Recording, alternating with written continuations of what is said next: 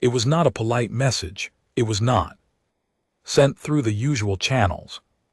It did not follow the Galactic Council's standard format for interspecies communication. It did not include a greeting, a species identification code, or a formal request for dialogue. It was just a single line of text, translated into the Council's common tongue by the humans themselves, and it read, "Stop what you're doing to our colonies or we will stop you." Ambassador Velhara of the Sulani species stared at the message on her screen for a long time. She had been serving on the Galactic Council for 32 of her planet years. She had seen many things in that time. She had negotiated treaties between species that had been at war for centuries. She had helped settle border disputes that stretched across entire star systems. She had once talked a dying civilization into accepting help from its oldest enemy. None of that had prepared her for this. She forwarded the message to the High Council with a short note attached. The note said simply, "The humans are unhappy." The Council's response was not what she had hoped for.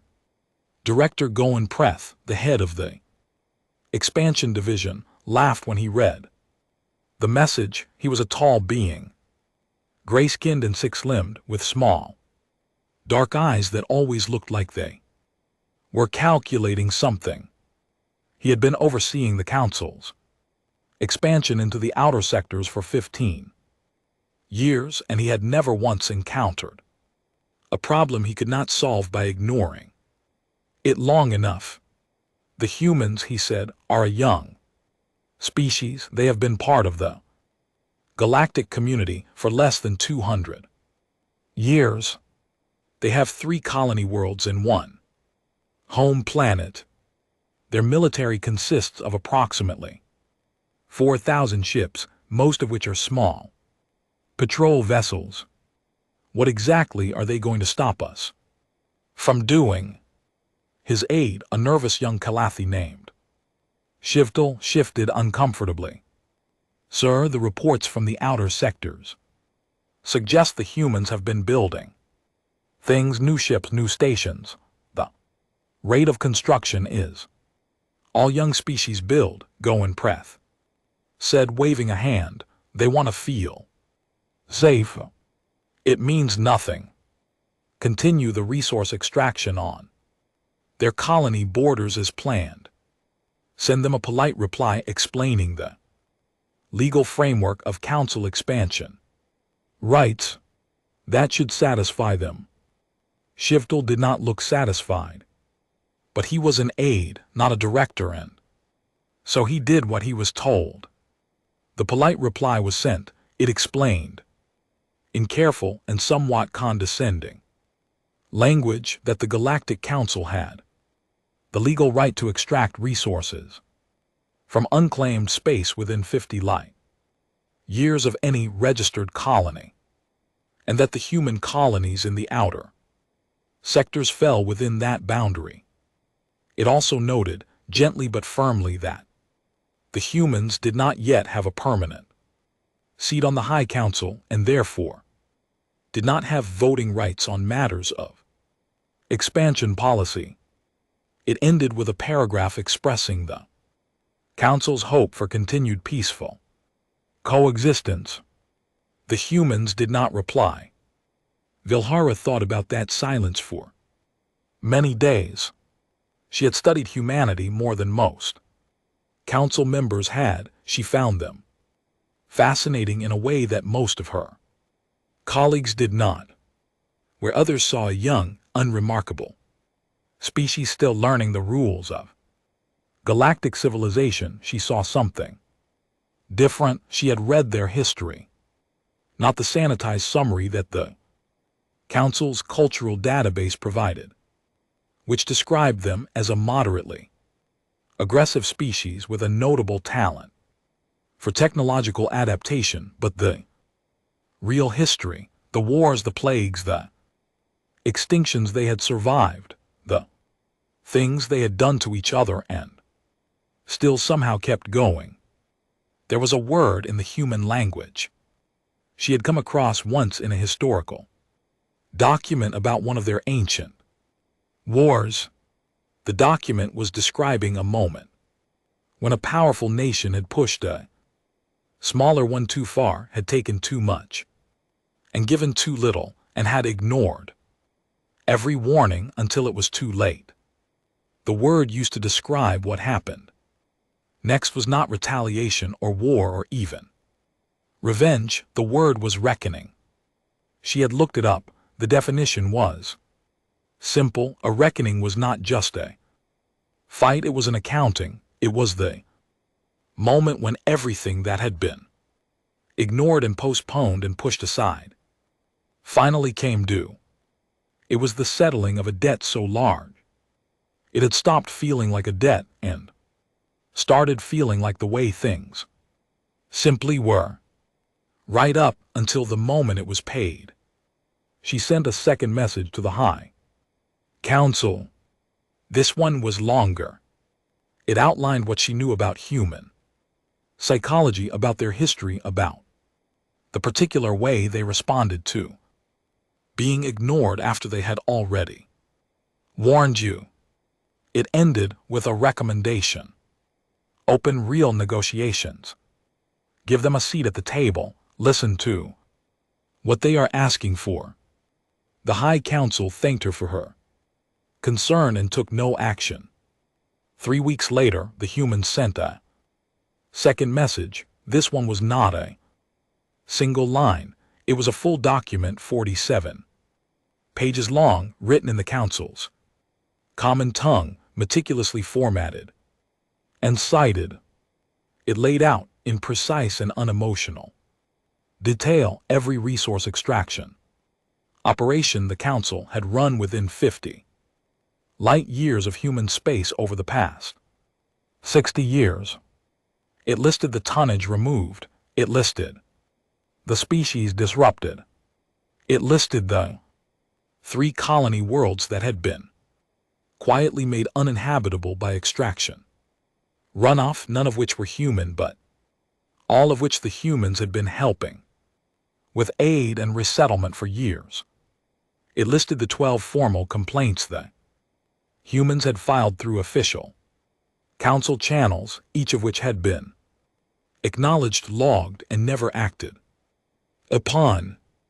The last page of the document was not formatted like the rest. It was just text, plain and unadorned. It said, "We have followed your rules. We have used your systems. We have asked the right people in the right ways at the right times. Nothing has changed. This document is our final attempt to resolve this through your preferred channels. We want you to understand that we are not angry people. We are patient people. But our patience has an end. You have been warned twice now. This is the third time. There will not be a fourth." Goen Preth read the document. Then he set it aside and ordered the expansion of extraction operations in the outer sectors by 15%, citing increased energy demands in the core worlds. He did not think about the humans again. He would, far out in the dark between the stars, beyond the mapped edges of the Council's comfortable territory, in the cold and quiet spaces that most species preferred to ignore, something was changing. Lights that should not have been there were appearing in the void. Structures were being assembled in silence and haste. Ships that had never been registered with the Council census were moving in patterns that no patrol vessel had noticed yet. Humanity was not angry. Humanity was ready. And the Galactic Council, comfortable in its ancient halls, surrounded by the accumulated weight of 10,000 years of unchallenged authority, had just run out of warnings. The first sign was a ship disappearing. Not a human ship, a council ship. Medium-sized resource hauler registered to the Sulani Extraction Consortium. Designation RE 7741, which had been running a routine ore collection route near the edge of what the council maps called the unallocated fringe, a stretch of space that humanity simply called home. RE 7741 sent its last automated status report at 300 Standard Time on the 14th day of the third council month. The report was perfectly normal, engine output nominal, cargo hold at 62% capacity, estimated arrival at processing station in 9 hours, then nothing, no distress signal, no explosion detected by nearby sensors, no wreckage, the ship simply stopped existing as far as the council's instruments were concerned. The council dispatched an investigation vessel. It found nothing, empty space. Clean empty space, which was somehow more unsettling than debris would have been. The investigation vessel filed a report suggesting a possible navigational error leading to an uncharted gravity anomaly. The report was accepted. The matter was closed. 2 weeks later, 3 more haulers disappeared, then 6. Then a patrol vessel. At this point, even the most relaxed members of the High Council were beginning to pay attention. Goen Preth convened an emergency meeting of the Expansion Division Security Committee. Intelligence analysts were brought in. Star maps were spread across long tables and studied with great seriousness. Someone suggested pirates, which was taken briefly seriously before being dismissed. No known pirate faction operated this far out, and no ransom demands had been made. Someone else, a junior analyst named Pravashia, who had only been with the division for 2 years, raised her hand and said quietly that the disappearances were all occurring within 12 light years of the nearest human colony. The room got very still. Are you suggesting, Go Imprith said slowly, that the humans are attacking council vessels? I am suggesting, Pravashia said, choosing her words carefully, that the pattern is consistent with that possibility and that we should investigate it before assuming otherwise. Go Imprith looked at her for a long moment, then he told her that was a very interesting theory and that she should write it up formally and submit it through the proper channels. She did. The report sat in a review queue for 11 days before anyone read it. In those 11 days, 4 more vessels disappeared. What made it strange, what made it genuinely unsettling rather than just expensive, was the silence. If the humans were doing this, they were doing it without any declaration, without any claim of responsibility, without any communication at all. The Council's diplomatic channels remained open. The standard human representative at the outer sector liaison office continued to show up for work, answer messages politely, and give no indication that anything unusual was happening. When a council diplomat carefully and obliquely asked him whether the human government had any information about the missing ships, he said he would pass the inquiry along to his superiors and get back to them. He never got back to them. Ambassador Vilhara, who had by now taken to monitoring all communications from the outer sectors personally, recognized what was happening before anyone else did. She had read enough human history to know what this phase was called. It was not war, not yet. It was what came before war and the human way of doing Things, it was the demonstration. The proof of capability delivered. Without announcement, allowing the other side to understand what it was facing. Before the real confrontation began, she went directly to the High Council's inner chamber and requested an emergency audience. She got one, though not before being made to wait for 4 hours in an anteroom. The High Council was 7 beings from 7 of the oldest species in the galaxy. They sat behind a curved table of black stone, and they looked at her with the patient, faintly amused expressions of people who had been solving problems since before her species had discovered fire. She told them what she believed was happening. She told them that the humans were not acting randomly.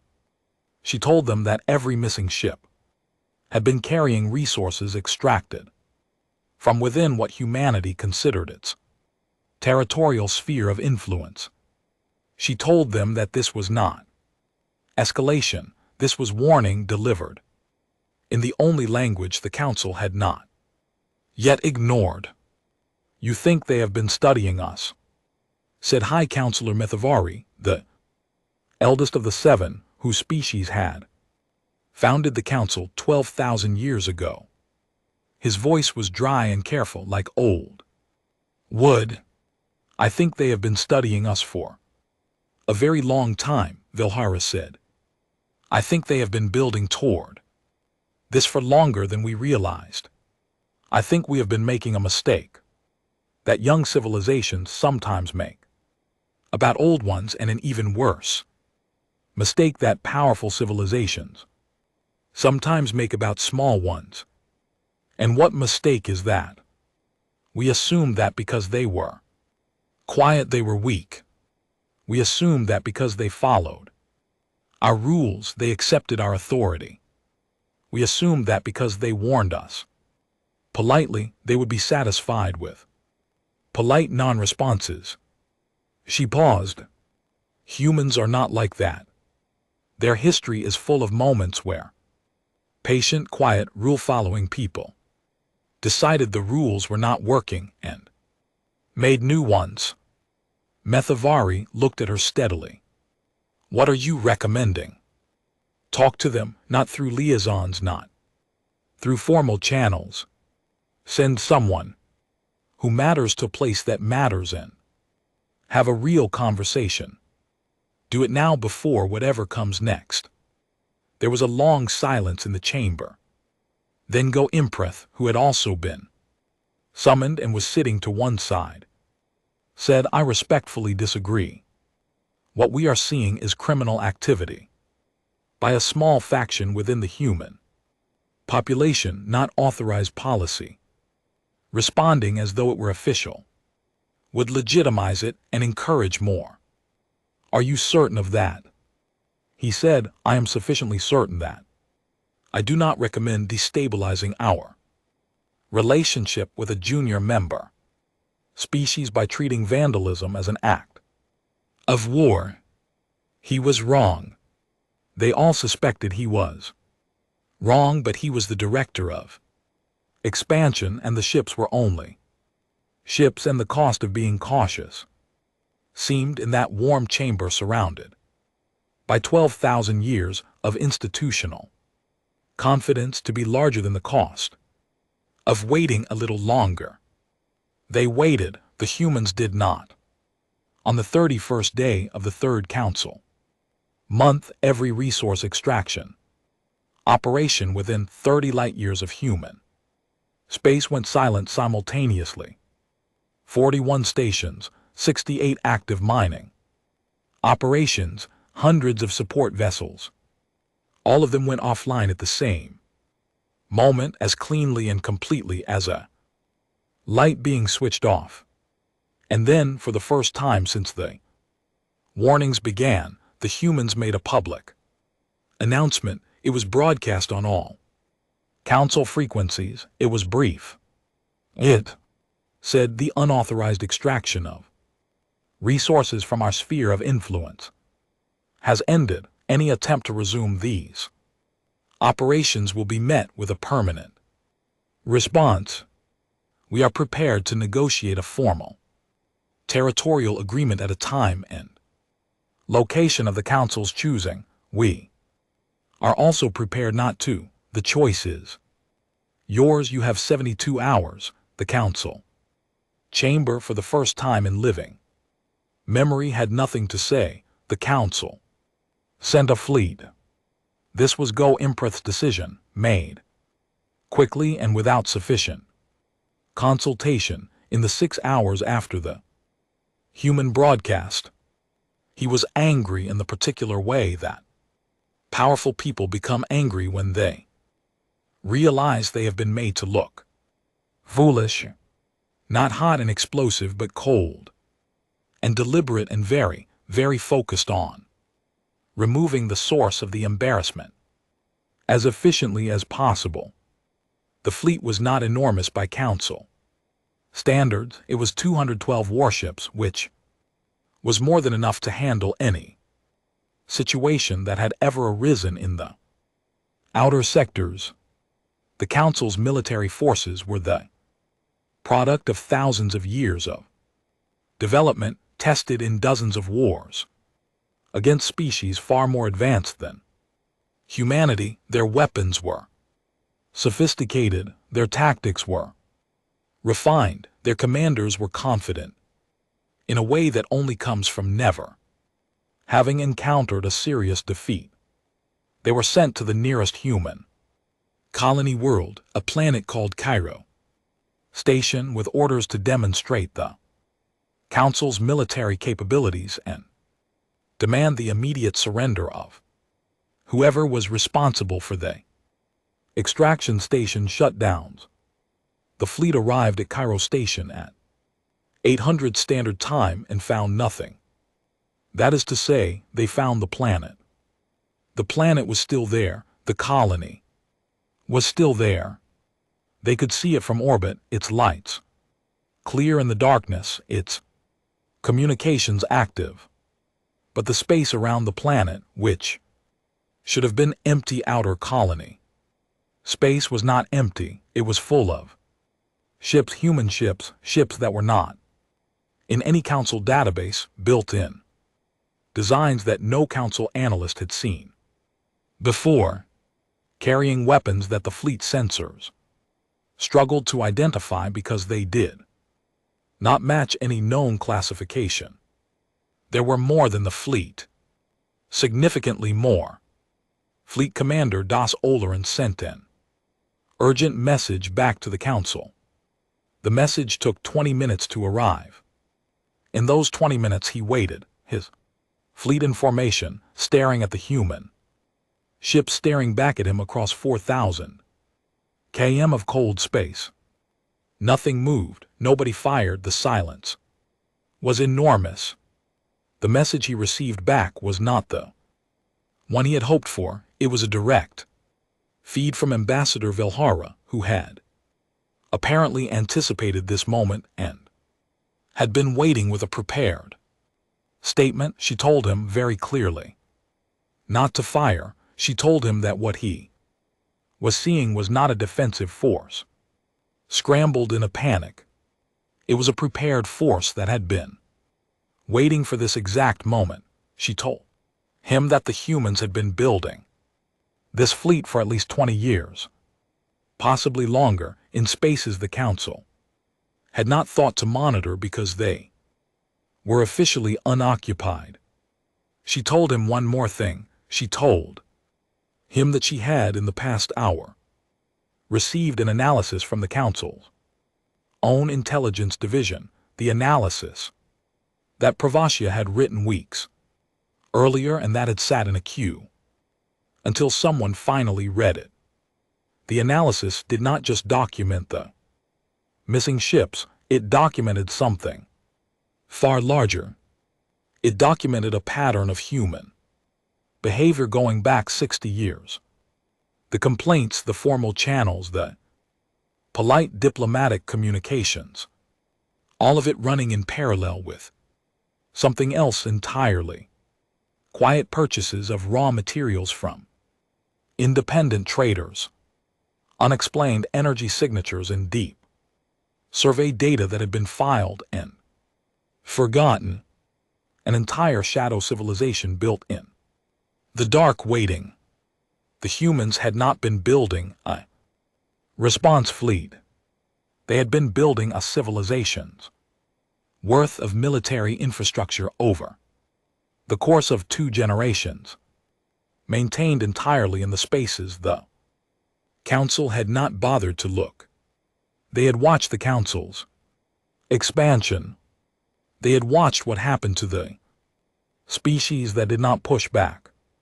They had made a decision a long time ago about what that meant for them, and they had acted on it in silence and patience, an absolute seriousness of purpose.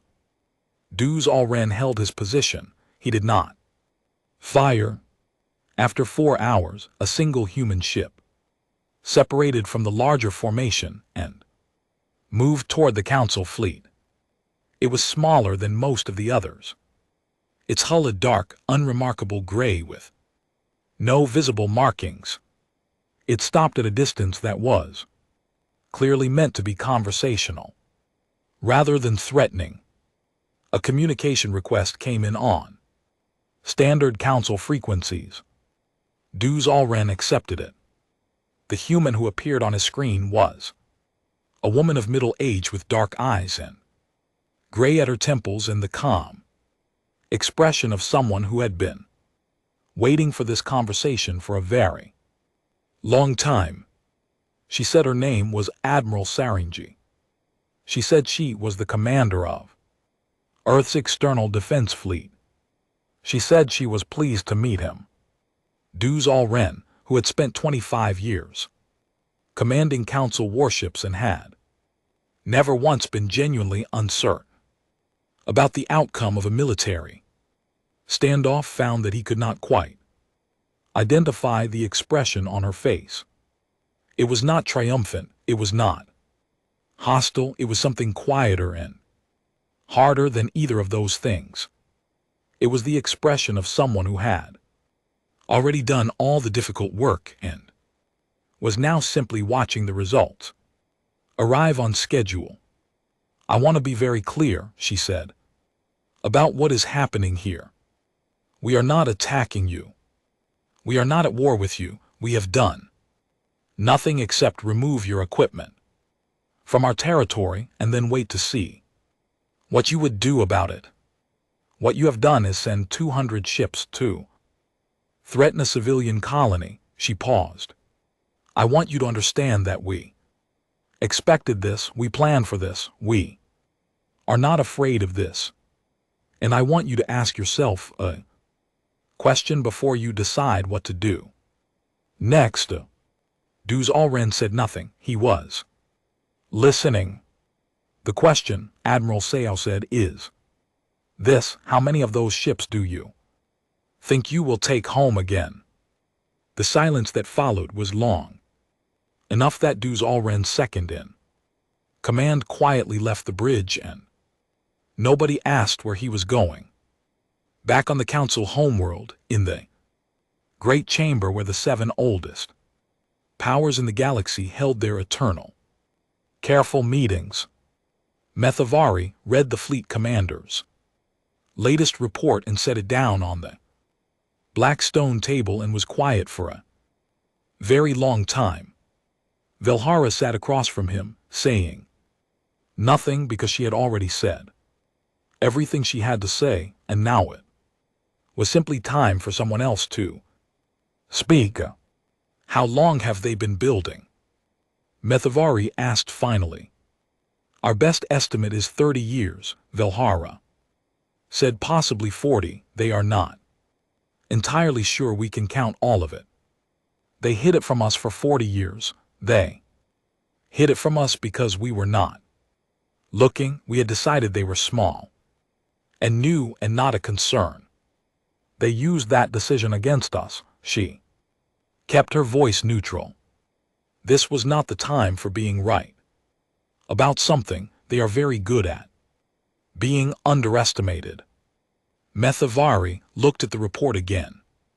What do they want? The same thing they have wanted from the beginning. Equal standing, a real voice, an end to resource extraction in their space without consent. They are not asking for domination. They are asking for respect, and if we do not give it. Vilhara thought about the word she had found years ago in a human historical document. She thought about what a reckoning meant. She thought about 200 council warships sitting very still in front of a force that had been built in secret for 40 years by a species that had survived everything its own history had thrown at it. Then we will find out, she said, what they are actually capable of. No one in the chamber wanted to find out. The council called for talks. It was Methavari who made the decision, overruling Goimprith for the first time. In the 14 years they had served together on the High Council. The order went out at midnight, Council Standard Time, and by morning Duzal Ren had received instructions to stand down and withdraw his fleet to the nearest Council Way station. He did so with great relief and very little outward show of it because he was a professional and professionals did not allow their relief to be visible. The humans watched the fleet withdraw. Then they sent a short acknowledgement of the Council's request for negotiations and provided 3 possible locations, all of them on the neutral side of the border that did not officially exist yet but that everyone was already treating as real. The talks were held on a station called Threshold, a small independent trading post that orbited a brown dwarf nobody had ever bothered to name. It was chosen precisely because it belonged to neither side, and it was equally inconvenient for everyone to reach, which the humans had suggested as a feature rather than a flaw. Equal inconvenience, their lead negotiator had said in the preliminary exchange, was a reasonable starting point for a conversation about equal standing. The human delegation was led by a man named Director Quamasant, who was the head of Earth's External Affairs Department. He was a large, quiet man with an unhurried way of speaking that Vilhara, who attended as the Council's primary diplomatic liaison, found deeply interesting. Most species, when they came to important negotiations, performed a version of strength. They sat stiffly, spoke formally, demonstrated through posture and language that they were serious and powerful and not to be dismissed.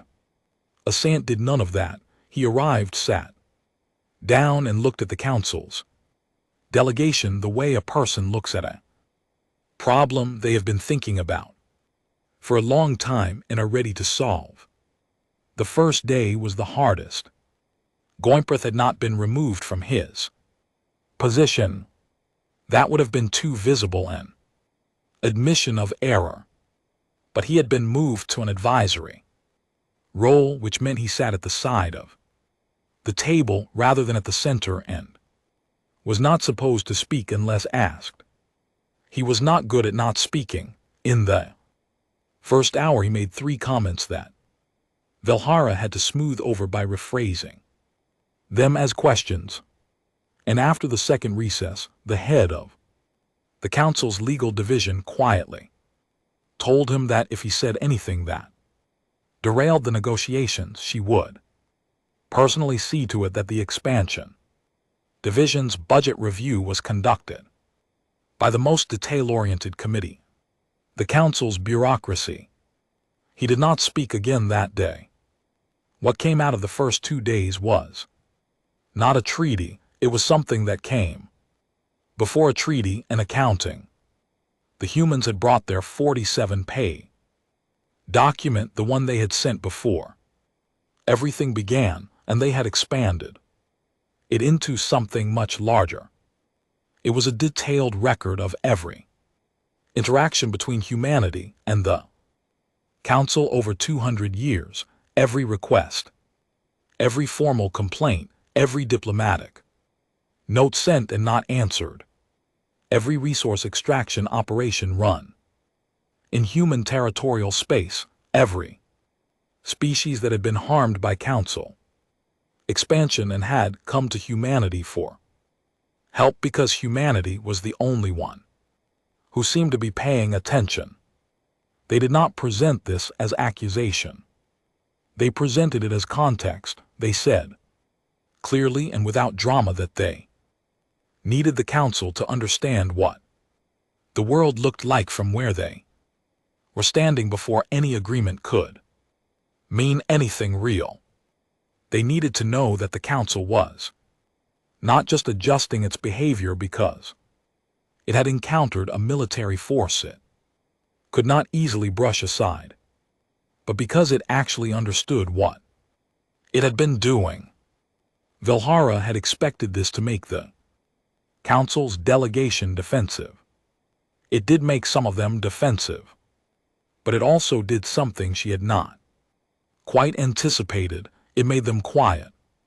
The kind of quiet that comes not from having nothing to say, but from looking at something clearly for the first time and needing a moment to sit with what you are seeing. Methavari, attending the long-range communication from the Council. Homeworld listened to the accounting without interruption. When it was finished, he was silent for long enough that his communication officer quietly checked to make sure the link was still active. Then he said, in his dry, careful voice, how many of these complaints were reviewed by the Council's active decision makers at the time they were filed. The legal division had checked the records. 3, she said, and out of 47. The others were logged and filed. Methavari said, it was not a question. Yes, another silence, then continue. The talks lasted 6 days. On the 4th day, Go and Preth requested a private meeting with Director Asant. Nobody was sure what was said in that meeting. What was known was that Go and Preth returned to his seat afterward, looking like a man who had been given something unpleasant but necessary to think about, and that for the remaining 2 days he did not make any comments that needed to be rephrased as questions. The agreement that emerged from Threshold was not everything the humans had asked for. It was not everyone agreed everything it needed to eventually become.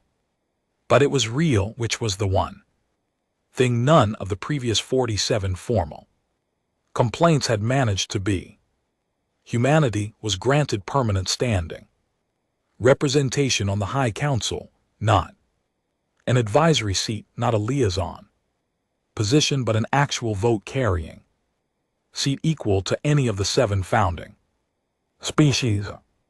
The resource extraction operations within 30 light-years of human territorial space were suspended pending a joint review in which human representatives would have co-equal authority. A formal apology was issued, not through a press release but in a direct communication from Methavari himself, which he apparently drafted personally, and which was, by all accounts, one of the more honest documents the Council had produced in several centuries. In exchange, the humans agreed to register their external defense fleet with the Council's military census, which was how the Council discovered its full size for the first time. The census report, when it was completed and circulated to relevant parties, caused a great deal of very quiet sitting in various important offices across the Council's territory. Admiral CEO Yanji, Asked by a council journalist what she thought about the negotiations, said that she was glad they had happened, asked whether humanity would have used its military force if the council had not agreed to talk. She paused for a long moment and then said simply, "We built it because we needed to. What we needed was to be taken seriously. The fleet was the answer to a question we hoped we would never have to ask out loud."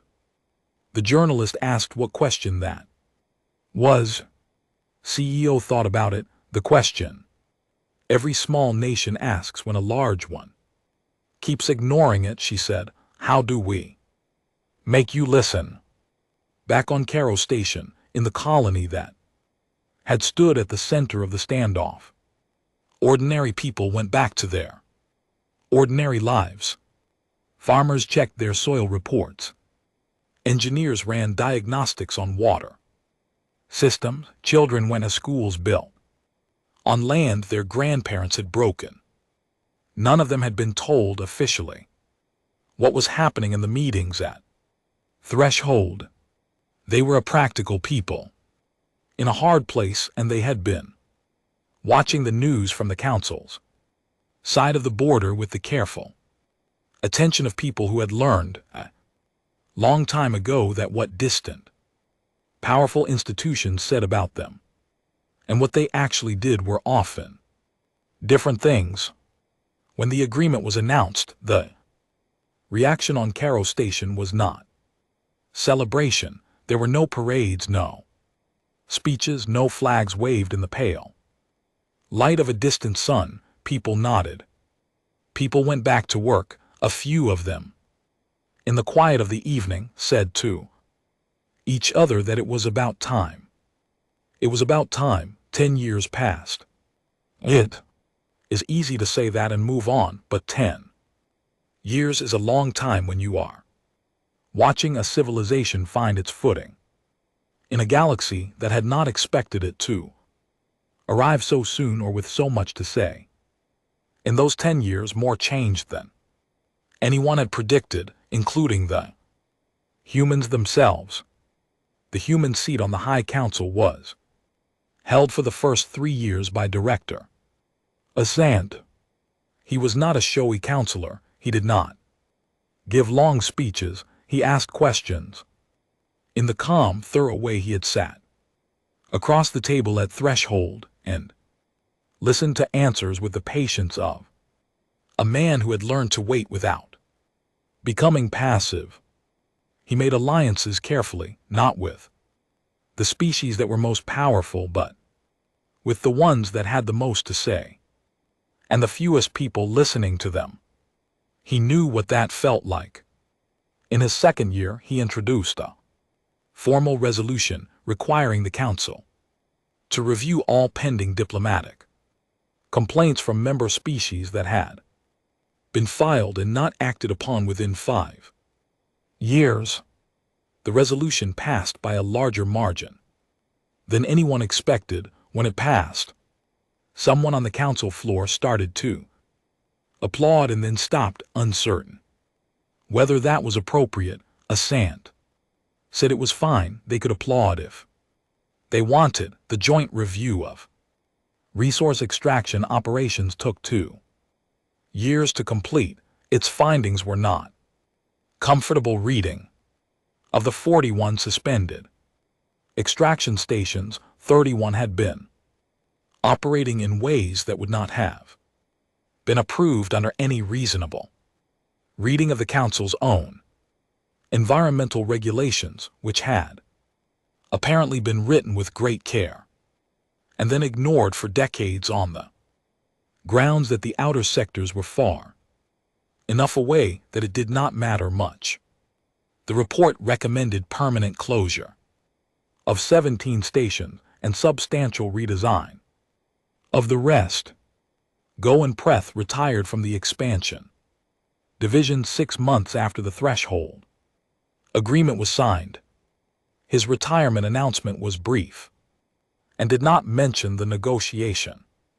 He took up residence on a quiet world near the council homeworld, and by all accounts spent a great deal of time in his garden. Several colleagues noted that he seemed, in the years after his retirement, to be a somewhat different person than he had been before, less certain, which, in his particular case, appeared to function as an improvement. His replacement, a practical and considerably less dismissive official, named Velthari, immediately restructured the division's procedures for handling diplomatic complaints from member species. She is remembered in later histories as having done this efficiently and without making a great deal of noise about it, which she said was the point. For Velhara, the years after Threshold were busy in a different way. She became, in effect, the council's primary specialist in human affairs, which was a role that had not existed before and which required her to spend considerable time on Earth and on the colony worlds learning things about humanity that did not appear in any database. She learned that they celebrated loudly and grieved quietly. She learned that they had a complicated relationship with authority that was directly tied to whether the authority had ever admitted to being wrong. She learned that their apparent directness, the blunt way they said things that other species would wrap in layers of diplomatic softness, was not aggression. It was a form of respect. It meant they thought you could handle the truth. She grew to find that deeply refreshing. She wrote a book eventually. It was a study of human diplomatic history, how they negotiated, what they responded to, what they did not forgive easily, and what they forgave completely. It became required reading at the council's Diplomatic Academy. The chapter that was cited most often in subsequent generations was not about military history or formal negotiation strategy. It was the short chapter near the end, called simply What They Want, which contained the following observation: humans do not at their core want power over others. What they want is to not be powerless themselves. They will accept almost any arrangement, any compromise, any imperfect solution, if they believe the people on the other side of the table are genuinely trying what they being told the right words while they real decisions are made somewhere they cannot reach. They have been doing that to each other for all of their recorded history, and they learned long ago to recognize it from a distance. The way to work with them is simple, though it requires a kind of honesty that institutions do not always find comfortable. Tell them the truth, give them a real seat, and then actually listen to what they say in it. Treat their problems as real problems, and their concerns as real concerns, and not as obstacles to be navigated around. If you do this consistently and without reverting to old habits the moment the pressure is off, they are among the most reliable partners in the galaxy. If you do not, you will find eventually that they have been paying attention to everything for a very long time, and that they have been making preparations that you did not notice because you did not think they mattered enough to watch. This book was still in print in updated editions 200 years later. By then, of course, the situation had changed considerably. Humanity had grown. There is a saying that developed in the Council's member worlds in the generation after Threshold, used by diplomats and junior staffers and A-level officials who spent their days navigating the careful structures of galactic governance. The saying was, if you have a Complaint, bring it to the human rep. They will read it. They will tell you whether it is a good complaint or a bad one. And if it is a good one, they will do something about it. It was meant at first as a slightly wry observation about the difference between how things were supposed to work and how they actually did. Over time, it became something else. It became a description of a reputation, earned in meeting rooms and committee chambers and long, quiet conversations, corridors for showing up and paying attention and treating the work of governance as work that mattered, not because it was prestigious, but because it was how things got better or stayed the same. Admiral So Young-ya, who retired from military command after the external defense fleet was formally integrated into the Council's collective security framework, lived to see humanity's third High Counselor take office. She attended the ceremony on a ship in orbit above Earth because she had always preferred to watch the planet from above. And her granddaughter, who was 9 years old and had grown up in a galaxy where humanity had always had a real seat at the table, asked her what it had been like before. So thought about it for a while. She watched the planet turn below them, its blue and white surface familiar and endlessly moving.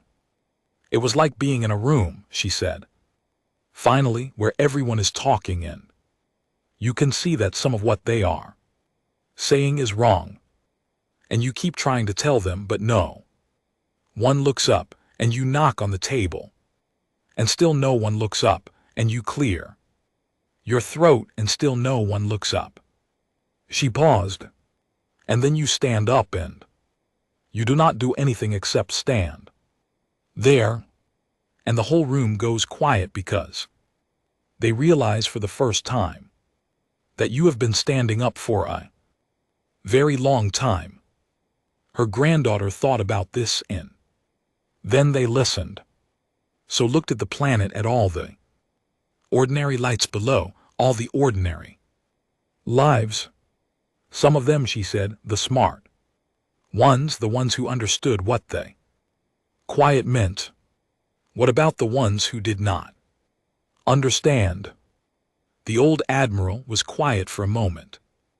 Outside the viewport, a string of lights moved across the dark, a convoy of ships heading outward toward the part of the galaxy where humanity had its work to do. They learned, she said, eventually. They all learn. The stars did not answer. They never do. But they had seen everything from a great distance in their old and patient light. And if they had a memory for such things, they would remember this. There had been a civilization that was small and far away and easy to ignore. And it had been ignored, and it had been patient, and then one day it had stood up, and after that the galaxy was a different place. Not louder, not more violent, not ruled by fear of what humanity could do. Just more honest, more careful, more inclined to look up when something in the room cleared its throat, more inclined to listen before it was too late.